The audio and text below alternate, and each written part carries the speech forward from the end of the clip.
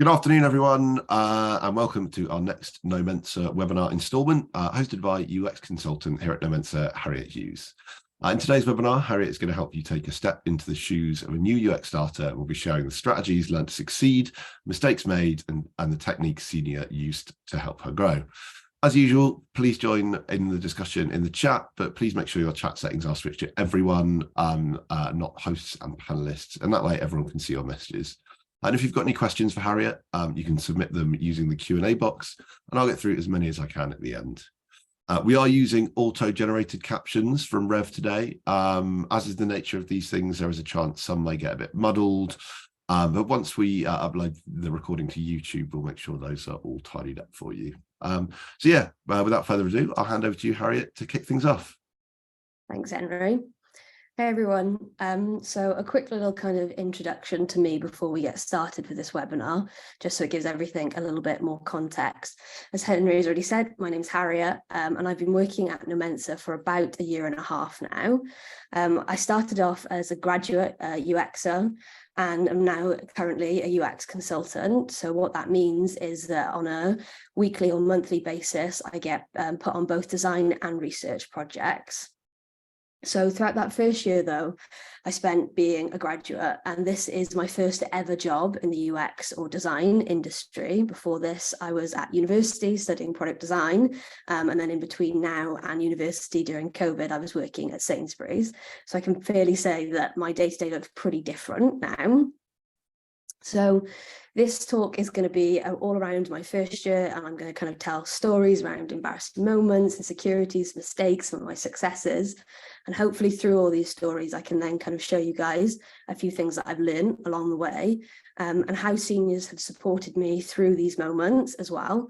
So I'm hoping this means that both juniors and seniors can take away something from this. And even if it's just kind of relating to a story or two that I've told and just popping a smile on your face. As I go through this, I've tried to take out as much kind of industry jargon and titles as possible. So when I say junior, I just mean somebody with the same level of experience as me. And then when I say senior, I just mean somebody with more experience than me in my current kind of year and a half. So this is my first ever webinar, and I feel like I've kind of put my diary in a monologue on screen, and I may have only agreed to this after a few pints at the pub and a lot of encouragement from my colleagues. So what I'm basically trying to say is go easy on me this time. So point one is going to be all around building my support system. I've named all of the major points across this webinar as stops, because they're just kind of showing the stops along the way of my kind of graduate journey. I've also been told, after doing a run through with my team the other day, that I have a bit of a habit of saying quite frankly when I don't know what to kind of fill the space with. So maybe the challenge is count how many times I say that, but don't hold it against me. Okay, so I'm very much a believer in the saying, you're the average of the 5 people you spend the most time with. Now, this is a quote by a guy called Jim Rohn, and not going to lie, I have no idea who this guy is. I had to search who this quote was by for the webinar. But what has happened is I've heard this saying enough times in different variations across social media that it's just kind of stuck with me. And it stuck because I feel like I heard it at a time when I felt like a seriously impressionable graduate, not knowing what was up, right, left or down. And I feel like this is a feeling that's pretty relatable, regardless of whether you're a graduate or not, when you start a new role or a new job. And at this time, I just kind of needed a bunch of people to kind of push me in the right direction. Over the year, I ended up building a support system, and I described these people that were pushing me in the right direction as that support system. I ended up building both a junior and a senior side of that support system. Now, I'm starting to make it sound a little bit like I went in with some strategic plan of seeking these people out that most inspired me, building a relationship with them, and then getting them to support me for personal gain. This just wasn't the case, though. All of these connections and all the people that I have around me were pretty much made organically. But as somebody that definitely classes himself more in that slightly socially anxious group, and the thought of going up to senior, especially in those first few months, and trying to hold a conversation with them makes you feel a little bit nauseous. Telling you that it just happens organically is not particularly helpful advice. So at the risk of sounding slightly psychotic, I'm going to try and explain the different categories of people and connections that I've made over the past year, with the hope that the juniors listening to this, going into their first role and just having colleagues for the first time, it makes all of that seem a little less scary. In group one, I'm calling this organic connections. And in this group, I'm classing people like my manager and the graduates that I started with. The graduates that I started with, I was spending every day with at this point. They didn't really have a choice. They were a little bit unfortunate. They didn't really have a choice in getting to know me or not. And with my manager, we had structured catch-ups once a week. We had a reason to be around each other. So don't get me wrong, these group of people absolutely need time and energy invested into them in order to build those connections, but they were definitely the easiest group of people to go to if I ever needed support in any way. Group two, I'm calling chance connections. So these are the people where I had the chance to get to know them, but had to put a bit more effort into kind of building those connections with them. So I'm classing people in this group as people like my project teammates. We had regular interactions and structured catch-ups and organic reasons to be around each other when the project was on.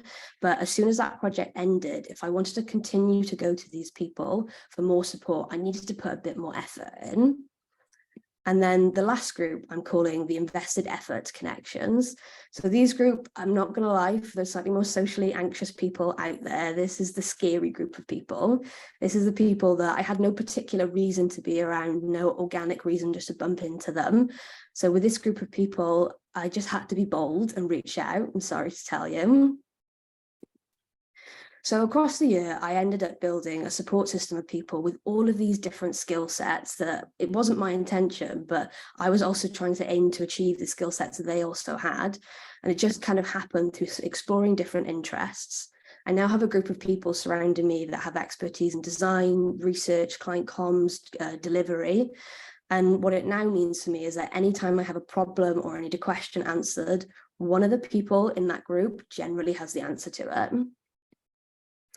So why is all of this important? Well, what I found across the year is that the people surrounding me were the key to my growth. It wasn't about the projects or the methodologies or the software, although don't get me wrong, very important to be capable in those areas. It was the people surrounding me that had the biggest impact on my progression and kind of accelerated it the quickest. And seeing what they were capable of on a day-to-day basis meant that it gave me an example of what I potentially could be capable of in the future. Having a senior support system to me means having the answer to a lot of my project-related issues, just a conversation away, or somebody's there to brainstorm if they don't necessarily have the answer. It means having people to contribute to my work that have a more experienced eye than I do, or reviewing it if needed.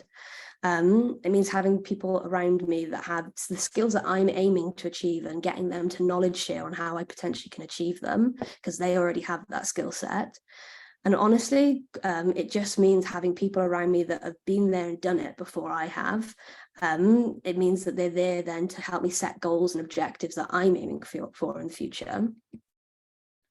So I touched on earlier, talking about a junior support system, and this support system is just as important as my senior one. These guys are there if I need encouragement or hype, quite frankly. Oh, there's the first one. If I'm taking on a task that scares me, they're there to kind of push me along. They're there because they're sharing the same experience that I am at the exact same time that I am, and so we can relate to each other, which is a really powerful feeling. And then they're also there just if I've had a bad day, and they're a safe space to chat and kind of vent to. I should also point out that there is a lot of crossover between how these two support systems help me. So I wanted to show you an example because I didn't want to just be talking about something that I hadn't done myself. So in front of you is a message that I sent the creative director of our company only a few weeks into my graduate program. He was very much in what I would class the invested effort / scary group. I really felt like I was wasting his time. Like, I can't tell you how nervous I was just to send a Teams message. I felt like I was in the research department, he was in the design department. Why the hell would he want to speak to me? I literally had to have one of the graduates sit next to me, hype me up, give me encouragement in order to click that send button. It took about 10 minutes, but there's rewards to this, because Chris is now somebody that I've worked with on projects. He was one of the first people to encourage me to actually do this webinar. And he's always on hand for any support that I need. So I promise you there are rewards to embracing the fear, which we'll chat about a bit more later. So you can already see how seniors have done a huge amount to facilitate growing this support system of mine, but a few more things that I wanted to point out. One of them being is just seniors already going to other seniors to kind of produce that connection for me without me really needing much input. As a research graduate, I expressed to my manager that I wanted a design mentor, as I had a massive interest in design.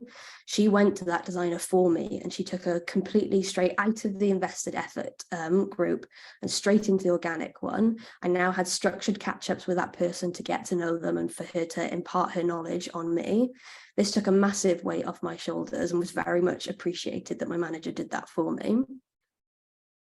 Also, just having managers listen to my interests and putting me in environments where organic or chance connections are more likely to happen. By having a manager and other people or seniors around me that listened to me, it meant that unknown seniors across the company that I probably wouldn't have had a chance to get to know then went straight into the chance category, because I was on a project with them all of a sudden. And rather than just being unknown, they became my design lead, project lead, research lead, which then meant I could build connections with these people and ask them for help whenever I needed support. So the aim now is to become some kind of Frankenstein's monster version of all of these people and their skill sets. I don't think it's actually possible. In fact, I've been told that maybe it's not possible to balance all of those things, but I can try at least. Okay, so point 2, but I'm going to take a quick drink. Right, so point 2, or stop 2, is it's okay to be a sponge. Now, what the hell do I mean by that? Well, I want to tell a story in order to explain. Around about 6 months into my graduate program, I got put on a really big website redesign project. I was so excited to be on this project, and I felt so lucky just to be in the room. I went in like any fresh, wide-eyed newbie. My intention was to try and impress my teammates. I wanted to impress them enough that by the time the next project came around, they wanted to work with me again. But it wasn't quite all plain sailing. A few weeks into that project, I had a catch up with my manager. She was asking all the regular questions. How was I doing? How had my week been? And I took a deep breath at this point and was wondering, do I actually tell her what's going on in my brain right now? She happened to be one of the people that I was working with on that project, and I was trying to impress her. I didn't want to tell her what was going through my brain. But either way, I confessed, and I told her I felt like I wasn't speaking up, I felt like I wasn't contributing, I felt like I wasn't asking questions, and that anytime I seemingly had an interesting thought, the meetings were moving so quickly that by the time I had the confidence to ask, we'd completely moved on to a different subject, or somebody'd already voiced the opinion that I was thinking about. So as this conversation was going on and I started to finish up what I was saying, I was fully expecting her to completely reiterate what I was saying. I was expecting her to say, I was expecting more of you by now. I'm disappointed in your contribution to the team at this point. Well, I can absolutely tell you that expectation did not hit reality at this point. What she actually turned around and said is, no one was expecting anything of me at this point. I was brought on this project to shadow. My job was to be a sponge and to just absorb everything up that was going on around me. And she also promised me that the contributing to the team would definitely come at a later point. This took a massive weight off my shoulders, because it meant that now my goal of impressing my teammates wasn't down to fooling them into thinking I had some unachievable natural talent, or that I was God's given gift to UX or design, which I can absolutely tell you I was far from at this point. But what impressing them did look like was applying feedback, asking questions, absorbing up all the information around me and being a sponge. And because of all of those things, showing that I could progress. This all felt a huge amount more attainable, and being a sponge felt really within my grasp. So I'm going really hard on the sponge analogies in this point, so stick with me. But the next lesson learned was sometimes, it'd be good if I could get my words out, wouldn't it? Right, I'm trying to slow down. So is that you can't compare sponges to each other. So A small detail that I left off that story was that the teammates that I was struggling to contribute to had experience levels ranging from 19 to 17 to 6.5 years, which I was, and this is all at the time of starting the project. And at the time I was comparing it to my mere 6 months in the industry, let alone just being at Nomensa. I've also been told to point out that I was highly shocked when I heard that Hannah had 20 years experience under her belt due to just how young she looks. I hope she's watching this. Okay, so you can start to see why I was feeling defeated. I was asking questions like, why am I not as quick as them? Why am I missing details out that they can see? Why can't I communicate the way that they can? And all while this was going on, they were balancing multiple tasks at a time while I was only being given one per day. And that was all that I could cope with at the time. And as you're probably thinking, and I'm thinking as I'm sat here saying it now with hindsight, it was crazy to compare my 6 months of experience to their multiple years. But for context of the situation of what was going on at the time, these were the only people that I was surrounded by on a daily basis. They were the only examples of speed and communication of work that I was seeing. I don't know how everybody's company works that is watching this webinar, but for us, we don't put multiple graduates on one project together. It's just not quite frankly efficient for kind of billing and time and getting things out the door. So you can start to see now why I was falling into this comparison hole, especially when on a daily basis, I was trying to understand, was I hitting their expectations or was I coming below that? And was I hitting that goal of trying to impress them? So something that helped me along the way to stop myself comparing myself to the teammates around me was realizing that, you know what, actually I was balancing multiple tasks at once. It was just in my case, task one was actually learning the new activity. I was only 6 months in at the end of the day. So everything that I got given was new and I had to learn. Don't get me wrong, I'm sure my teammates were absolutely learning as we went along the project as well, but every single thing was new to me. And then task two was actually producing the work, just like my teammates were doing. So throughout the year, I learned that learning is just as time consuming as producing or doing. And I really had to not feel guilty at this stage in the process. What's been quite funny to see is the new graduates that have now come in and replaced us in their first few months coming to me now and saying, I feel like I'm not producing anything and I feel like I'm not contributing to my team. I'm going through the exact same cycle that I was going through. Well, as an ex-grad, my grand piece of wisdom to these guys was, it's okay for collaboration at this point to not be 50-50 when you're learning. Absolutely give it everything, put in everything that you've got. But if it looks more like 60-40 or 70-30 when you're collaborating with your senior, that is okay. Like, you shouldn't feel guilty at this stage. So this is the last sponge analogy, I promise. This is the last time I'll bring the sponges up. But the last one is that being a sponge didn't just apply to my graduate year. My ex-manager let me in on a secret that being a sponge is actually a cycle. Every time I get put on a new project or a new task or in a new role, I have to go back to that sponge mode phase. And it's okay. I shouldn't have to feel guilty for repeating, going back to that stage. So something that really helped throughout all of this was how structured of an environment the seniors around me on that project created. I know it's not everybody's way of supporting their graduate, but it massively helped me to not feel guilty about the speed in which I was learning at. The day would start off with my seniors setting my expectations, delegating out the tasks to me, and then giving me focus time to actually go on and get on with those tasks. Then as the day would come to a close, or even the next day, if we didn't have time that day, we'd feedback on what I'd done that day and if I'd hit expectations, and if I hadn't, why was that, and was there anything that we could do to help? As time also went on, the more capable I became and the more skills that I learned, the less structured the environment became. It meant that along the way then I learned time management skills and prioritization skills, but with that being taken off my plate a little bit within those first few months, it made my life considerably easier and a lot more manageable. Now, as a very classic British person, this slide makes me feel a little bit nauseous. This is all the kind of project feedback that I'd collected by the end of the project. And I'm not putting this up here to blow my own trumpet or kind of, show anything, but it was just to show that, honestly, the contributing part does come. To any of the juniors listening out there, if I can start a project off feeling like a deer in the headlights and end it like this, you're certainly capable of the same.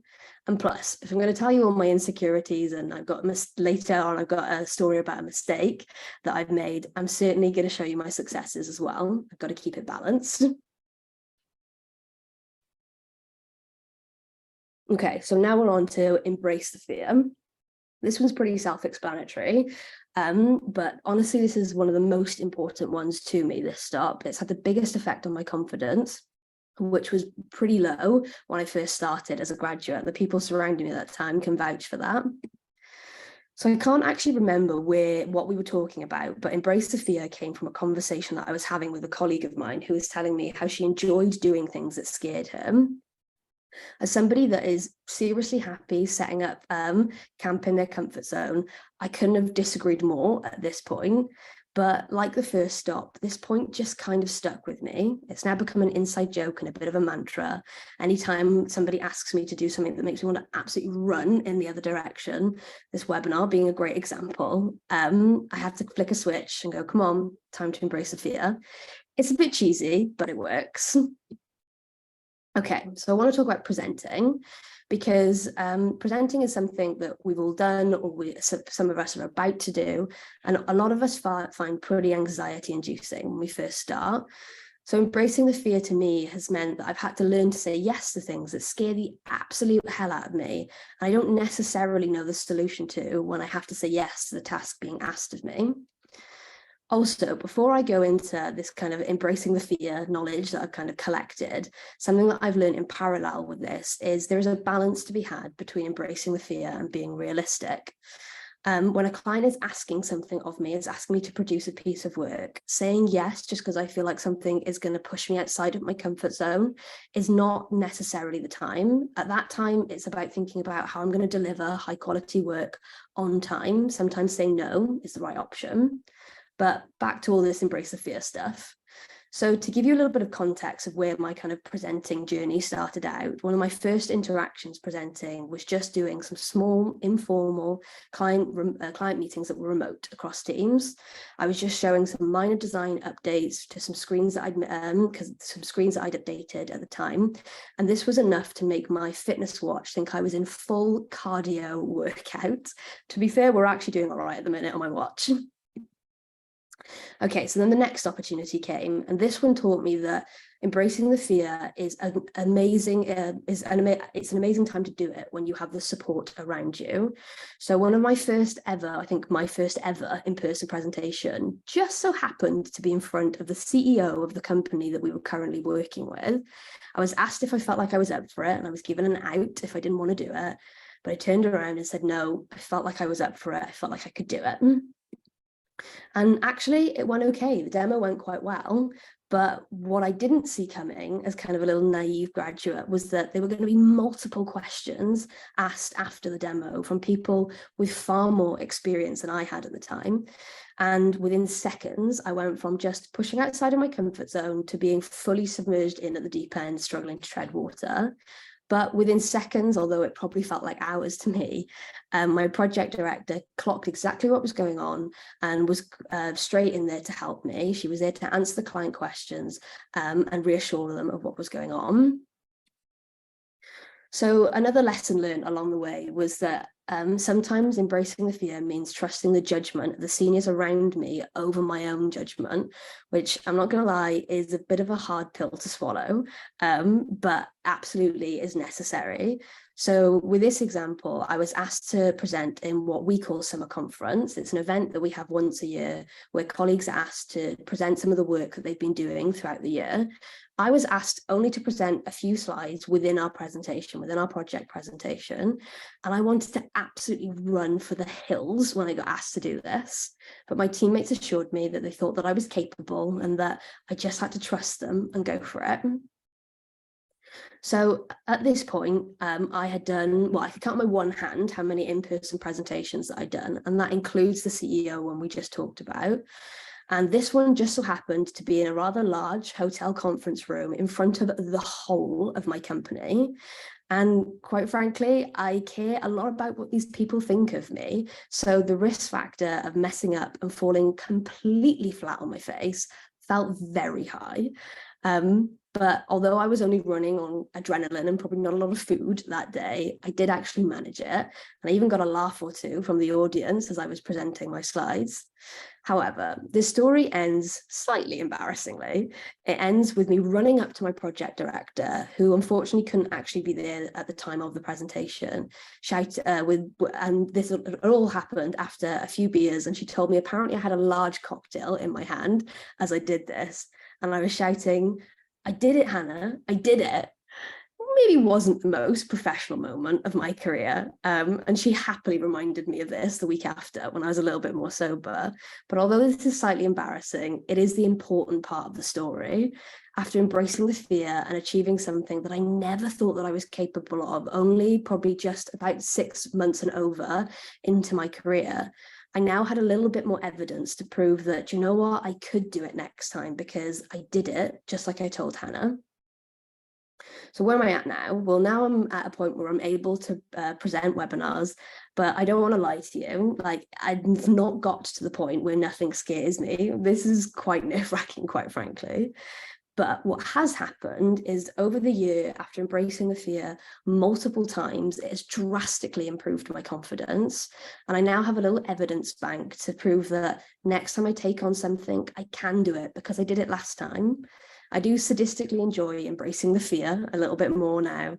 And I'm getting more comfortable with that horrible feeling in the pit of your stomach that you get around uncertainty. But yeah, so I would like to think that it's going well. I'm managing this webinar. So across the year, seniors have communicated to me that their aim is to stretch me, but not snap me. And you know what? I genuinely think they've managed this. And they've done it by explaining why they're asking me to do tasks, by prepping me if needed, and providing a safety net again if needed. But I will say they don't always tell you that safety net is there. And begrudgingly so, I kind of agree with them, because at the end of the day, the aim for me now is one day to make it to senior, where I'll be providing the safety net for somebody else. And so it might not be there for me. They've also been amazing at providing flexibility when I've pushed a little bit too far and maybe teetering on the edge of burnout. So what I would say is you don't have to embrace the fear every day, but what you do have to do and what is healthy is embracing the fear often. Okay, quick break. Okay, so stop 4 is all about honest communication. So far, I've told you stories around anxieties, embarrassing moments, insecurities, and a few of my successes. But I did also promise a story about a time I'd made a mistake. So here goes. Disclaimer to anybody watching, this story is very much about just finding my feet as a graduate, and any actions that happened cannot be blamed on any of my other teammates. I take full responsibility of the position that I put myself in. I've definitely made a few people nervous now by saying this, but I do genuinely think the more honest and open our community is, the better. So what was the actual mistake? So in one of my projects, we were getting ready for testing, and that just means for us putting a dummy version of a website in front of a bunch of users, and we call that dummy version a prototype. We put it in front of the users, and then we test if they can use it as we intended them to use it.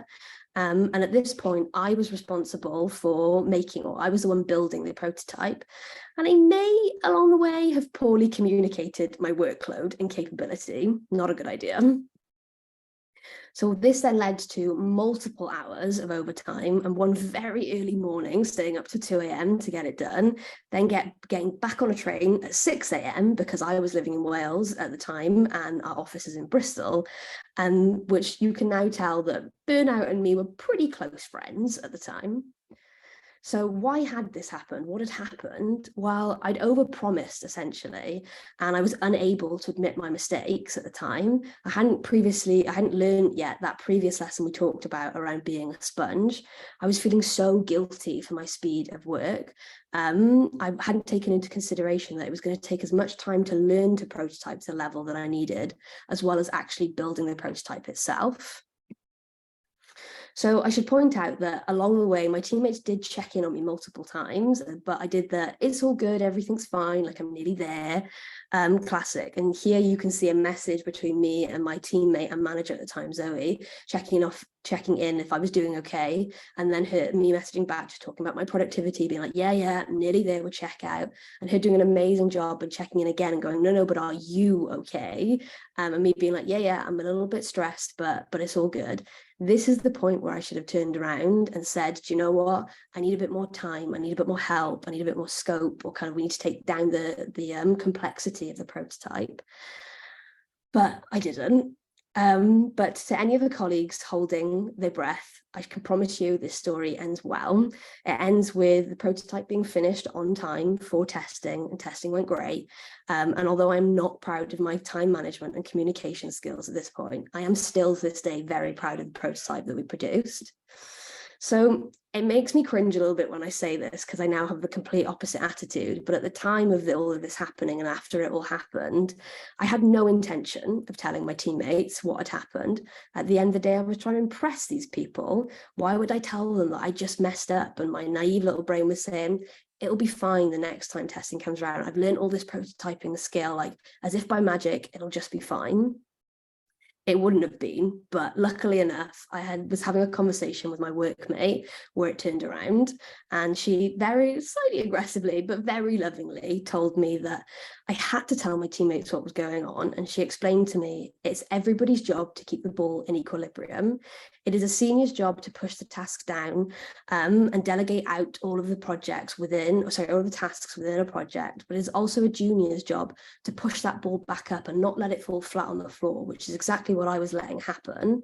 It was my job to push back up and go, do you know what? We need to find a compromise here. I can't take on all of this. So at this point, I'm not going to sit here and tell you that it is fun to admit failure. It's not. It sucks, especially when you're trying to impress people. But I have found that there is a correlation with the earlier that I tell somebody what is going on and if I'm struggling, the easier it is to fix. So seniors have done a few things along the way that have massively helped me kind of change my mindset in this area. One of them being just seeing seniors lead by example, seeing that they'll admit their mistakes sometimes when they've put a foot wrong or two. At the end of the day, we're all human. Or seeing them turn around and tell people when they don't particularly have the answer in that moment, but they'll go away and find out. If somebody with far more responsibility than I have and experience can admit to a mistake, and as a junior, it's kind of expected that you're going to fail a little bit, I certainly can. And also just having seniors check in on my well-being and not just my productivity, showing that they care and creating a safe space for me to come to if I do need to admit that I've made any mistakes. For example, the message that you saw Zoe send earlier. Along the way as well, I've learned that honesty is not just about admitting mistakes. It's also it's also taught me that it's about learning to voice my opinion and kind of disagree constructively with my teammates and potentially the clients around me. For full transparency, I'm very much fully still working on this one. But I can't tell you how much time I have wasted kind of thinking through, will I look naive if I say this? I wouldn't have done it this way, but they'll definitely know better than I do. Or thinking, I don't think I agree with that, but I'm just a graduate. That one was a classic one that kept going a lot. And also thinking, I think I would have done it this way, but they already would have thought all of that through. So a few things that really helped me change my mindset here were two moments that happened throughout my first year that profoundly affected and changed how I felt about the validity of my thoughts and opinions at the time. The first one was disagreeing with somebody that was my teammate and manager at the time. And for a little bit of context around this person, they've seen me at my lowest confidence at the start when I started my graduate year, and have been 90% responsible for really coaxing me out of that shell. And so, yeah, you can see why maybe disagreeing with them felt a little bit uncomfortable for the first time. So I can't remember what we were talking about exactly, but she made a decision within our design system that we were working through. And in a very high-pitched, very unsure voice, I turned around and said, I don't think I agree with that. She, with a very mischievous smile, turned around and looked back at me saying, oh, we've got here now, have we?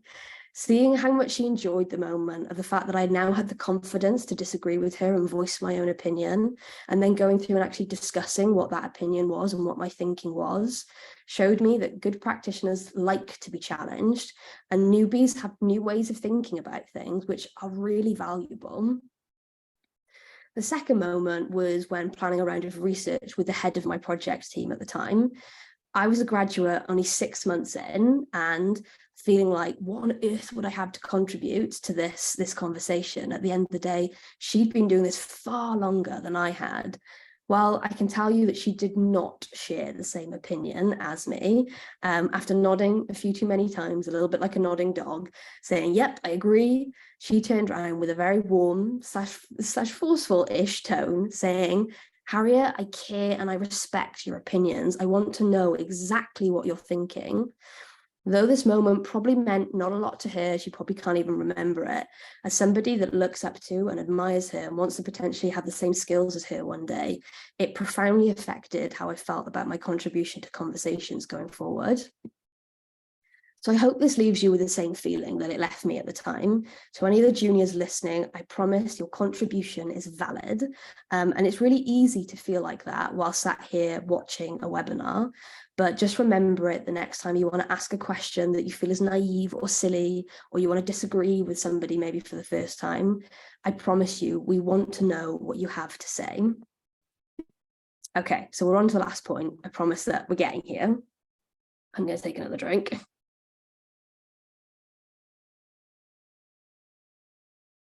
So this last point I'm calling It's Not All About Me, which I realize is kind of ironic because this webinar has literally been all about me. But what I want to explain is that throughout the whole of this webinar, all of the main stops and points that I've talked about are still very much a work in progress and I'm still working on. But I'd like to think they've shown lessons that I've learned throughout this year and shown that I've kind of come out of the other side of a lot of them. Whereas this point that I want to go through now, this stop, is very much where I'm at now. This is kind of showing, yeah, where I'm at now, because it wasn't that long ago that I finished my graduate year. It was only about 6 months ago. So I have an older brother who happens to be in the finance and tech sector. So you'll kind of understand this going through these next 2 slides. But he helped me really understand at the start of my graduate year that I was more of an investment at this point. More time and energy and effort was being put into me than the company was getting out of me in terms of billable work. But as time went on and my skills and my capacity grew, I started to move more into becoming an asset now. I'm now trusted with more responsibility and can add value back to my company. For example, my current challenge now is being the sole researcher for the first time on my project team. And I should probably add, I think it's going well. So this is where the It's Not All About Me bit comes in. Now that everything is not new to me every single day, like, don't get me wrong, a lot of things are still very new to me, but not everything every day. I have a little bit more time, scope, capacity now to start thinking outside of myself and my projects and my own progression. I can start thinking about how I can contribute back to the company and the community around me now. So this is all starting to sound a little bit fluffy. So what I did is I've reached out to the graduates that I started with, asking for some examples of non-project related work that we'd all contributed to. And they came back with some amazing examples, including mentoring the new graduates that have now come in and replaced us, writing blog posts for the company website, sharing knowledge and skills through presentations on team days, volunteering to mentor high school students, giving talks to university students, and so much more that I couldn't fit it all on this slide. But I also want to point out, these are great examples, but they are just examples. Giving back to your wider environment can look very different depending on what community and company that you're in. So why is all of this worth it? Why is it worth the time and the effort at this point? Well, for us, what it means is it adds back to our company culture, and we're very much a part of that culture and enjoy it. It means doing things that show our colleagues that we can be proactive. It means helping out the people around us, which is quite nice. And it also, for us, it means having a domino effect. The more that we get stuck in with these opportunities outside of our projects, the more that come our way. And for me personally, it has meant just finding more and identifying more areas of interest outside of my projects. Now, slightly hypocritically, I'm going to tell you, don't bite off more than you can chew. I've been told by many seniors throughout my first year that you don't have to fit it in all at once. Your career does not just consist of your first year. What I would suggest is taking one thing at a time when it comes to something outside of your project and running with it, getting good at it, and then moving on to the next thing. But I can guarantee you, people sat watching this webinar that know me will either be saying out loud or thinking right now, Harriet, you should take your own advice. My current challenge is definitely balancing my project-related work, my non-project related work, and in all honesty, balancing my work life and my personal life at the same time. So this story is far from over. I haven't even gotten into the time or what it feels like now to no longer be a graduate, having the new graduate start, what it feels like to have a little bit less of a safety net now and be responsible more for client work. But I'll save all of this for another time. Maybe this will end up as a series, and next time it will be things I wish I knew before being promoted to a UX consultant. But overall, my graduate year has genuinely changed how my brain works, and absolutely for the better. And I'm really hoping that the people sat here watching this will have at least taken one thing away from this, whether it is to consider building a support system, whether it's giving yourself a little bit more time and space to learn to be a sponge and not feel guilty at that stage, whether it's just simply embracing the fear, or learning to be a little bit more honest about mistakes and pushing back, or just giving back to your environment around you. So I want to end this up by saying thank you to all of the people that are in that support system that I was talking about earlier. You guys know exactly who you are, and I am beyond grateful for your time and support that you put into me. You guys are the reason that any of the points across this webinar were even possible. So yeah, I just wanted to say thank you. Awesome. Thanks, Harriet. There's, so much useful information in there. I loved your honesty. It's, super valuable, really relatable. If anyone has any questions for Harriet, please do submit them using the Q&A box. We've got time for a couple of questions now. First of all, Harriet, you kind of speak a lot about kind of actively pushing yourself out of your comfort zone, which is like very admirable and brave of you. I mean, you mentioned a couple of times that you were nervous about this webinar, but honestly, never in a million years tell. I love what you said about like your kind of inner monologue telling you you're not good enough, or not performing as you should, etc. Could you kind of tell us a bit more on that and kind of how you overcome that and kind of learn not to listen to it? As personally, I find that very difficult to do. I think it's something that a lot of us find very difficult to do. I think I thought that was just me when I first started as a graduate. And apparently it's not, which is, nice to hear. Honestly, I suppose it's a combination of a few different things. It is taking your time and just doing a little bit at a time that scares you.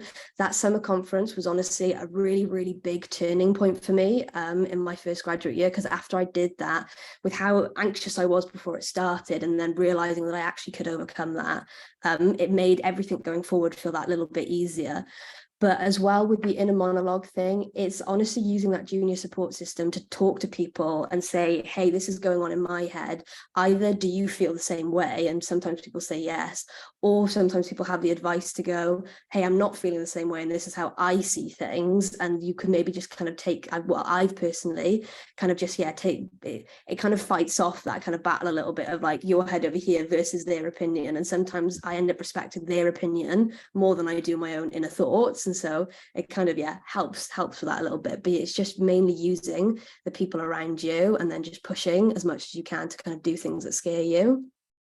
Yeah, absolutely. And I know I've I've presented at that summer conference before, and it's always 10 times scarier presenting to your colleagues than Yeah. So we've got a few questions pop up here. So we have a question from Maya who asks, so they say, thanks, Harriet, that was great. I just wondered, what did you graduate in? Was it a course or was it a degree? And if so, where/what? And to kind of talk a bit about your previous experience. Yeah, no problem. So I started off and did a few years at Loughborough doing product design there, and then ended up transferring universities. So then finished off my degree at Cardiff Metropolitan, but did the exact same degree, continued doing product design. And what happened is in my second year, I believe, at Loughborough, I did a UX module where that really started to get me interested in digital design. And then when I was at Cardiff, then when it came to my final year projects, I had a lot of control over what I actually set myself. So any of those briefs that I could set myself, I set myself UX projects in order to then, when I started applying for jobs, then I had things within my portfolio that I could show people, and was also doing a few kind of like what's the word I'm looking for? Just individual projects outside of university in that year that I had where it was really hard to get a job because we were in the middle of a pandemic. I just spent a lot of time kind of using YouTube to kind of build my portfolio and any projects I had within that. And that was basically all of my experience until I then got a job at Nomensa. I didn't have any industry experience. It was mainly just university and personal projects. Awesome, thank you. And kind of our next question, kind of maybe a follow on from that. The question asks, what are your tips for getting into your first UX job? Oh, that's a good question. It's always really hard because obviously I've only had one job so far, but from what I think maybe, and some of my seniors might disagree with me on this one, what potentially got me the job when I was interviewing is there was a huge amount of effort that I put into the portfolio that I showed them, because we were asked to show a piece of work that we'd done previously, and we were also set a task, and so I put a huge amount of effort into actually going through all of as much as possible and producing the best work I could for that task. So first step is just like showing how much you care about actually getting the job and the company that you're heading towards. And then a little bit like this webinar, I didn't realize the parallel, but I was pretty open and honest in my interview about the fact that I was a graduate. I wasn't going in pretending that I had all of this experience and that I knew everything. I was going in with telling people that I was really willing to listen and learn and progress because of that, rather than trying to kind of create this facade that I was great. I think that potentially touched a bit of a nice point with those guys and maybe ended up getting me the job. So I'd say honesty and putting in as much as you can to the projects that you're showing. Brilliant, thank you. And yeah, finally, our next question is, if you could go back and do your first year all over again, what's the one thing you would do differently? Oh, that's a really good question. I've been very, very lucky that I've had a really, well, lucky is maybe not the way to describe it, but I've had a really good first year. What would I do differently? I think I'm a little bit stuck on that one. I think maybe just not doubting myself quite as much. I probably spent, but that's very easy to say with hindsight. And it took me I went into my first year as a research graduate with also a massive kind of interest in design, but I felt really insecure about kind of pushing forward on that interest in design. So it took me quite a long time to voice my opinion on that, because I felt like maybe I wasn't good enough to kind of be working with any of the designers here. So maybe just telling myself to just go for it a bit earlier. But I'm very, very lucky that I had a very good first year.